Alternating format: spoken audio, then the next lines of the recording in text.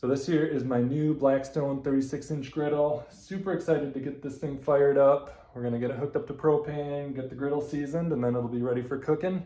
I was able to get this assembled in about an hour using 2 tools, Phillips head screwdriver and a wrench. I'm gonna go ahead and walk you through the assembly process step by step. So after getting everything unpacked, here you can see everything that's included. Really not a whole lot of parts here in terms of being able to get this assembled and ready to go. You've got the burner assembly here, which has some legs incorporated underneath it that can fold out.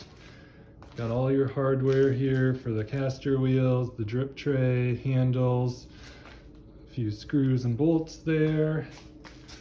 We've got the middle shelf here that'll go underneath the assembly. And then we've got our 2 side shelves here, and then our griddle itself there. So again, not a ton of components here. One thing that's nice about the hardware kit here is everything is labeled nicely with different letters.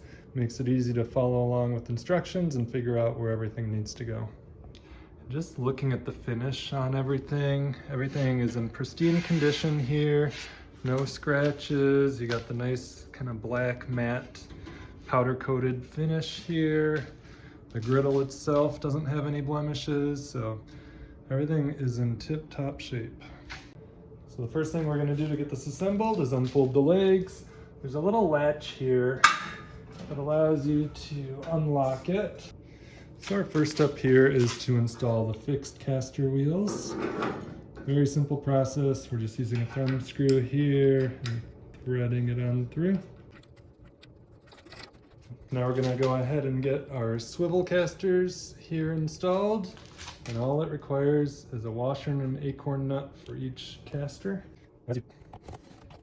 And as you tighten down that acorn nut, you want to make sure that the caster wheel is in the locked position, and then a wrench will help. And after getting the acorn nut tightened down and releasing the lock on the swivel, you can see it rotates nice and free and smooth. So these caster wheels, they're nice and beefy, got some pretty good heft to them, very strong, durable. So now we're going to go ahead and add the support shelf in between the legs here. And this is key to ensuring stability of our grill. And here, the right side of the shelf attaches with a large thumb screw here. Pretty simple. It may be worth having another set of hands just to help kind of line the tray up and hold the legs upright while one person threads the thumb screw through. And then similar on the left side, we've got a thumb screw to attach the shelf to the legs, but we've also got the liquid propane cylinder support that we will thread through here as well.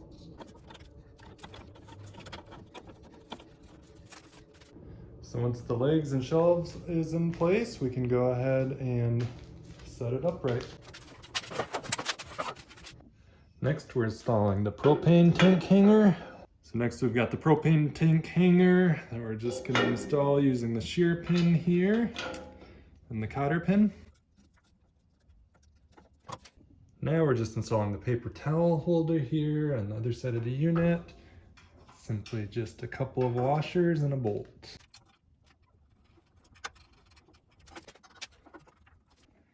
And with the paper towel holder installed, it's nice. You can have it protruding out, or you can have it retracted inside.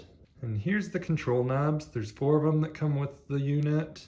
They're made of a pretty solid, hefty plastic material here. And we're just gonna go ahead and slide them on the face of our grill.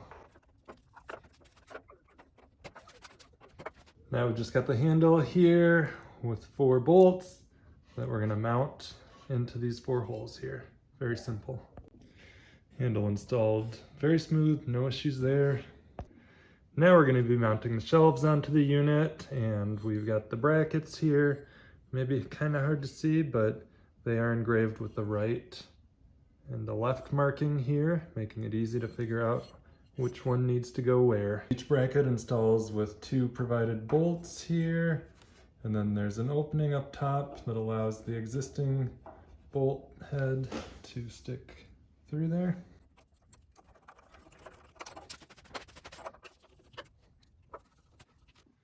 So once the brackets are installed on both sides of the griddle, we can go ahead and start preparing the side shelf here for installation.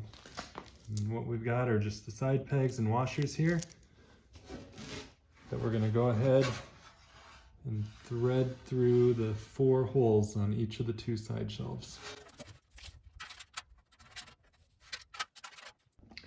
And what these pegs will be used for is you can hang your utensils or other accessories here. Then we're going to prepare the shelf for installation onto the griddle base. And we've got these 2 holes here that we're going to go ahead and thread these bolts into. And we repeat that for the second shelf as well. So now we can go ahead and install our side shelf here. We've got these 2 upper bolts on each side of the shelves. We can just position onto the brackets. And one quick note, I found that I had to loosen up these upper bolts that I had put into the side shelves to allow this to fully insert down onto the bracket. Then once the side shelf has been inserted, we can go ahead and secure both sides using the bolts down here in the bottom hole. Then on the back here, we get to hang the grease cup. And then lastly, it's time to place the griddle on top of the body here. So there's 4 holes in the corners here, and there's 4 pegs on the underside of the griddle that will fit onto those holes. So what's great about the griddle is there is no hardware or fasteners to screw this down onto the base here. You just set it in place. So hookup of a propane cylinder is super simple. This is a 20-pound tank here. I can just hook it here, connect it to the regulator, open up our valve. So as you can see, the propane cylinder is no longer on the ground, so you can transport this griddle wherever you need to without having to carry the cylinder separately.